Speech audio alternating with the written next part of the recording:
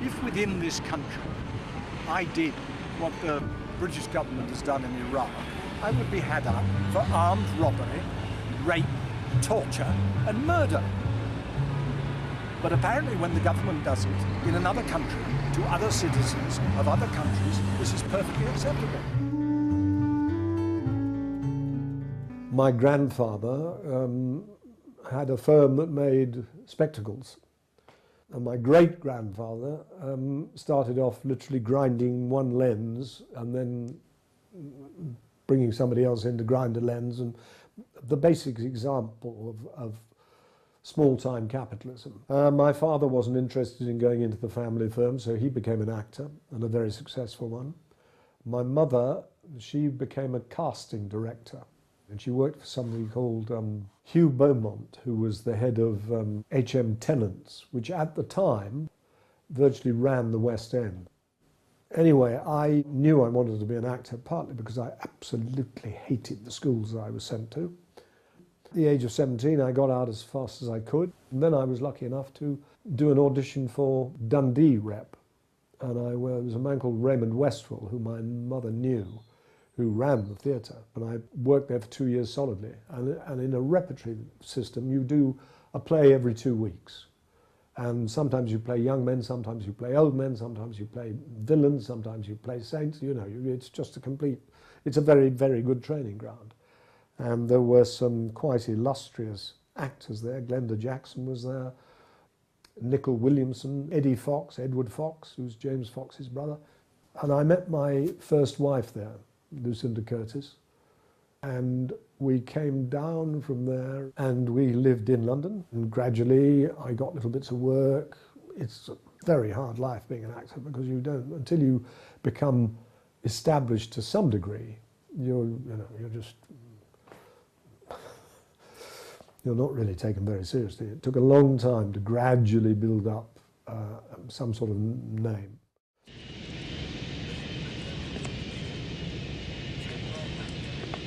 Well, he was very much a good-looking young man with a upper-middle-class accent and well brought up, so he lent himself to a lot of roles, establishment roles on television. My name's Armstrong. I've just bought Eddington Hall and the estates. Ah, you're the new squire. I intended to call on you. I didn't realize you were here already. I didn't come here to exchange pleasantries, Doctor. Your daughter has just ruined an entire morning's hunting. He's one of those actors that turns up. He turns up and does a very good performance. He'll be bringing some piece of information, he'll be bringing a tea tray, he'll be bringing the murder weapon without knowing that he's doing so. He'll be kind of right in there at the heart of the plot and, you know, delivers his part well. The Professionals was a kind of joke. I had to play some lunatic who was holding the British government to ransom. And he stood in Battersea Power Station with a whole of gas cylinders on his back and said he was going to gas the whole of London. It was long before the terrorist threat.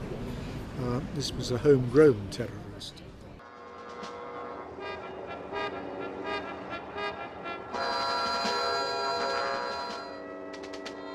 It was an extremely silly script. I found it very difficult to actually film it because we were laughing so much because it was so stupid. His death won't have been in vain.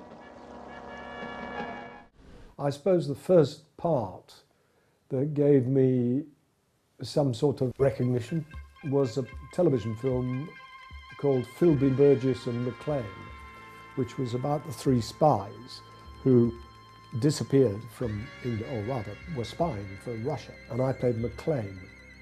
And it was a very good part. He was a bit of a drunk and quite a neurotic. I later discovered he actually went to the same public school that I'd been to. He was in a couple of series before. I did recognise him actually from a series I'd never watched about Germans.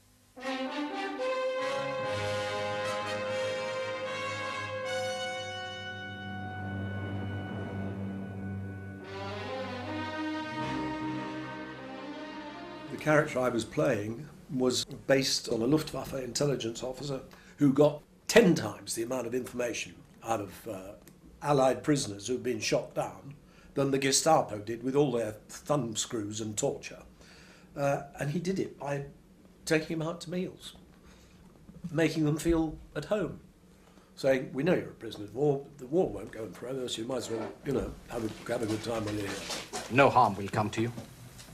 I only want to know if you can tell me who this plate was meant for. Because he treated them extremely well, their tongues were loosened, and they did give away bits of information. Possibly Mr. Cheney, if he's listening, might remember that. That you get more out of people by being pleasant to them than you do out of water torture. And everybody knows. I don't understand. Well, I do. It's sadism. It's pure sadism. Everybody knows that torture is rubbish.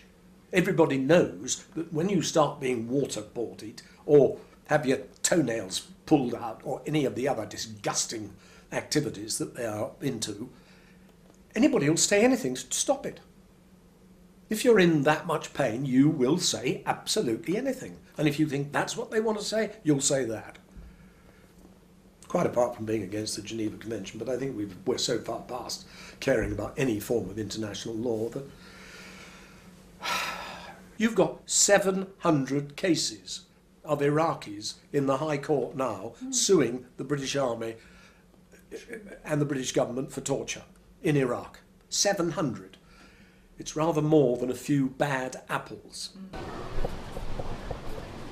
When I first met him, he wasn't driven in the same way he subsequently became in political terms. He used his time off. He had lots, you know, he had house and family and lots of very straightforward responsibilities that we all carry through life. We don't get a lot of artistic freedom. I mean, again, if you're a star, you probably do. I'm not a star. How much artistic freedom does an illustrator have? Well, only as much as the agency will say to them, we want an illustration for, and we need these things in it. Now, it's up to you to arrange them as you arrange them. But we don't want them there and there and there. We want them sort of all in the middle. I mean, whatever, you know. Artistic, unless you're starting from scratch and producing a painting or making your own film, then you have artistic expression. Actors have very little freedom. First of all, he started talking about technology, actually. He became very, very fascinated by new technologies, nanotechnology, the idea of miniaturization, the idea that jobs were going to disappear from human grasp. Work was going to become terribly computerized.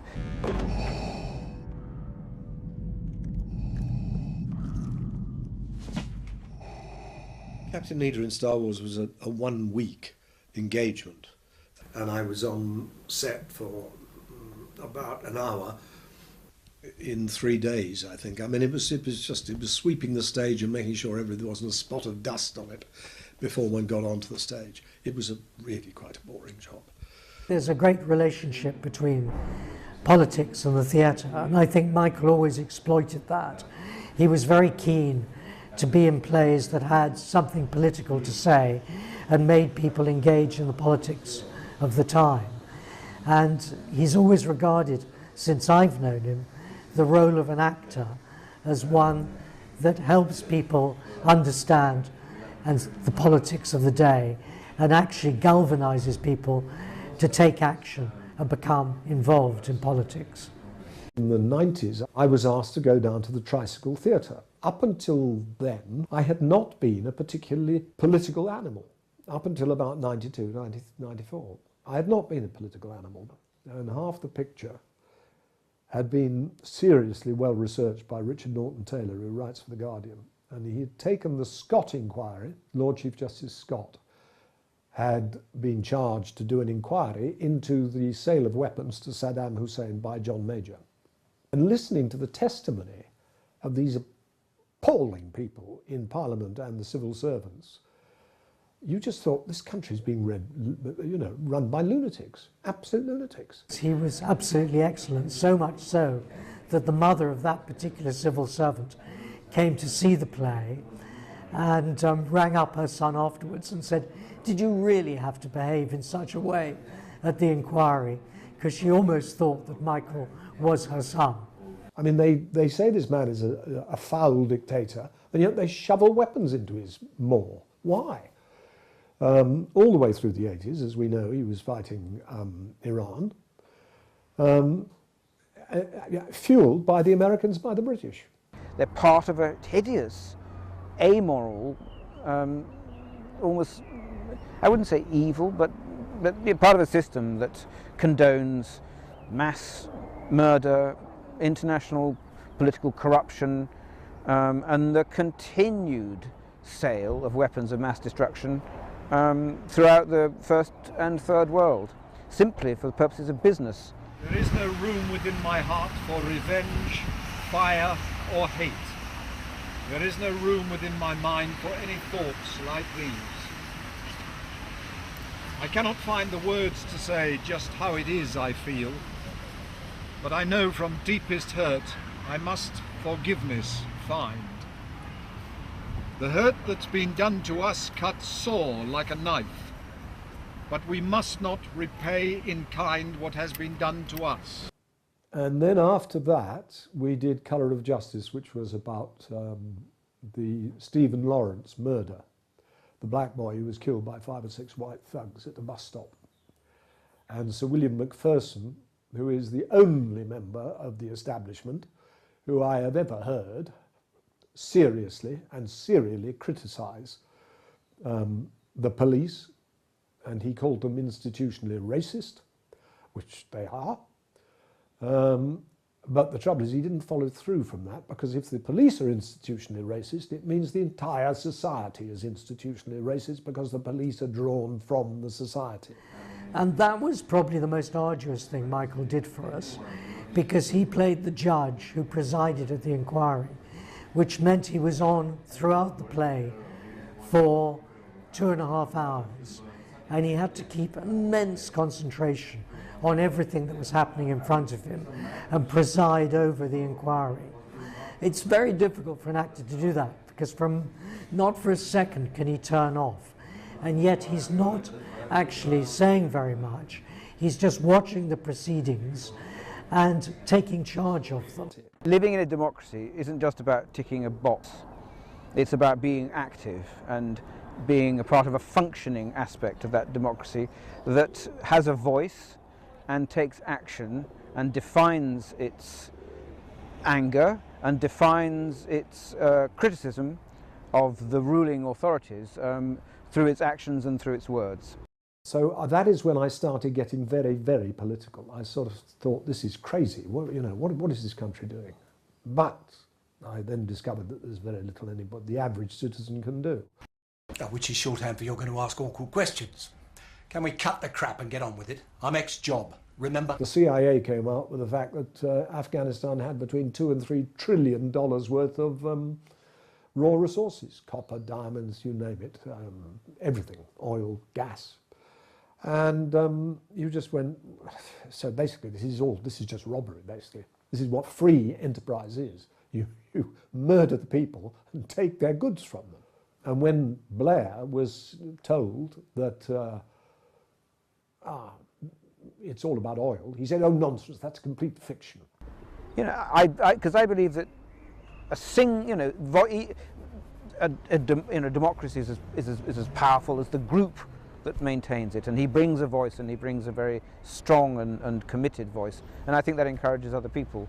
So when I met Brian Haw down in Parliament Square, I knew exactly what he was talking about, and he knew exactly what I was talking about, and I supported him for the rest of his life. And I made up banners for him, and I designed T-shirts for him, and I did everything I could. I've counted approximately 20 to 30 human beings stood here on this ground, stood up for our fellow human beings, stood up for peace, to make peace.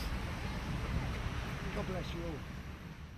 He was an extremely eccentric but absolutely honest man who just thought that what we were doing was criminal, which was correct, totally criminal. And Blair and the whole of that Brown and that entire cabinet should be tried at Nuremberg. They're all war criminals, as is Cameron. They're all war criminals, and yet nothing happens in this country. Wake up, get up, come and join us. Thank you very much. Over to you. You're needed, by the way. You're needed. We all need it. Thank you. Brian died in 2011, and he died because you cannot live in Parliament Square with that traffic going round all the time, and you're there every day.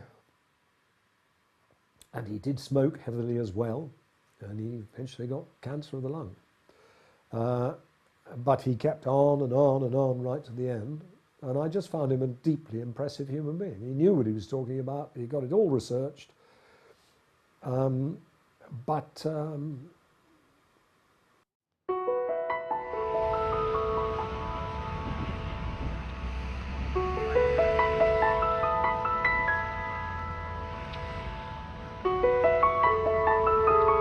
He's got bristles.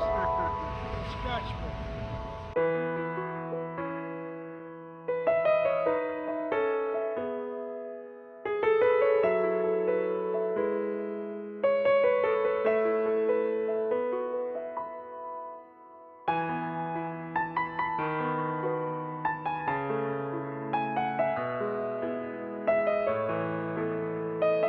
Michael arrived on my doorstep 12 years ago, looking for someone to do a very large painting of the atrocities in East Timor.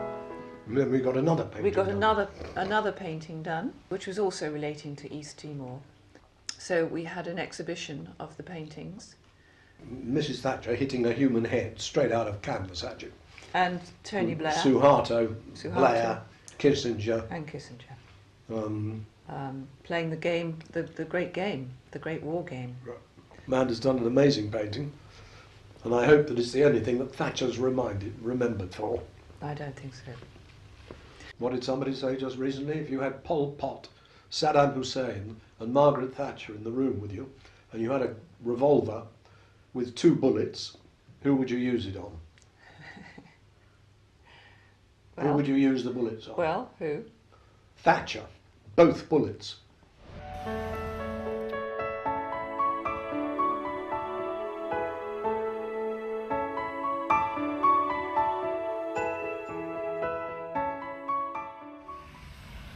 What is the point of having a belief in something? It's like me saying, I've got this car I've made out of boxwood and plywood, and it's got 2 bicycle wheels, and I believe it can go as fast as a Maserati. People will just look at you and say, you know, what do you, how can you prove it? Well, no, but I believe it. You know, the word belief should be, people shouldn't be made to understand that it means nothing. It is a meaningless word. The people that he's up against don't care and aren't really the keepers, the protectors of our democracy. I think Michael's reached an age where a lot of male actors have no longer work very much because it's very, very difficult. And maybe because he's sought out the most politically interesting place to be in, he's not included himself in things that possibly are easier to get jobs in, like comedy and things like that. So he's always been very, very dedicated to the work he's done, and he might have excluded himself from other choice opportunities as an actor. I mean, if somebody's not employed me because I've been on the pavement, they've not employed me because I've been on the pavement. But I don't know who they are if they have not employed me. I've just done a little job for the BBC, who I've been excoriating for the last 10 years because of their unbelievably one-sided coverage of what's going on. So the BBC has actually employed me, but it's a tiny little soap opera that goes out 2 o'clock in the afternoon. Nobody will see it anyway, or very few people will see it. And I'm forbidden under the contract of even mentioning it. I mustn't tell you anything about it. I mustn't even tell you the plot or what I'm playing. I mean, it's unbelievable. It's like, you know, their priorities are so screwed. But no, I can't say I know if anybody's stopped me because of my political views. Not a clue. And I don't care. I shall go on doing what I'm doing. if eventually, I don't know what they'll do. I can't see they can. It's called freedom of speech, isn't it? Of course, that may not be allowed much longer. Why do you think we need permission to take photographs? Yes, I am allowed a protest. No, I do not have to apply to anybody for protest. Nobody. Do you want me to go on the pavement? Exactly. Without any written authorization, you can't do this. So that's fine. The pavement is fine. Keep off the grass. I know, you mustn't go on the grass. Not to protest. He's calling you a protest. I was protesting with one of my T-shirts on against that lying little shit Blair's journey, the journey that he was pushing as a book. And a man came out of Waterstones, and as he passed me, he said, "Oh, grow up." To which I replied, as he walked away, I said, "Well, they won't be doing that in Fallujah, will they? Or only with 3 heads." You know, they don't. It's other people's pain, other people's suffering is nothing to do with us, and yet it is totally to do with us. Very few actually think, you know, this is appalling. And you get young American girls who are sort of 18 or 19, they don't know anything. They don't know anything. They're just the USA, you know, we stand for freedom. You go, no, you don't stand for freedom at all. You stand for torture and rape and genocide is what you stand for. As does this country. I've always admired in Michael this political activism. He's very much against war, but more than anything else, he's against injustice and colonialism. And he's always worked hard, I think, to rally people around to against unjust wars and to influence public opinion in any way he can. And I admire that radicalism in him. I think it runs in the family because he comes from a great acting family tradition. I don't think he's a sort of aberration. I think he's actually a positive byproduct of a social system in this country which the rest of the world imagines just is completely rigid, and you know, if you're born like this and you speak like this, you're going to be like this. Not true. And Michael bears that out. He's a good upper middle class dissenter. There's been a lot of them, and they're a very strong and an honourable tradition historically, and I don't know about nowadays. I'm glad he's around. And it's really, really depressing after a time because you can see no light at the end of the tunnel. You can see no chance of anything changing in the political climate of this country. None at all. You've got Cameron saying, "Oh yes, we want endless wars. We'll sort out the Middle East. We've just got to fight a few more wars." You go, you've killed 2.5 million in Iraq. You've killed God knows hundreds of thousands in Afghanistan. You've killed them in Libya. Anyway, so as I say, I see no change, and they all think it's perfectly wonderful. What do you do?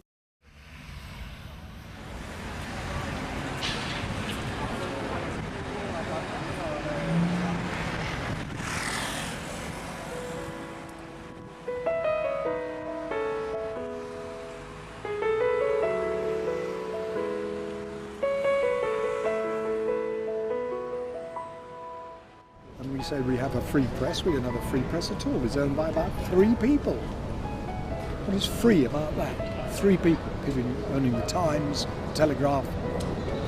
Where's freedom? What's freedom? We have the absolutely appalling views of Murdoch, the Barclay brothers, and now we've got a Russian spiv called Lebedev in charge of the Independent. I mean, you know.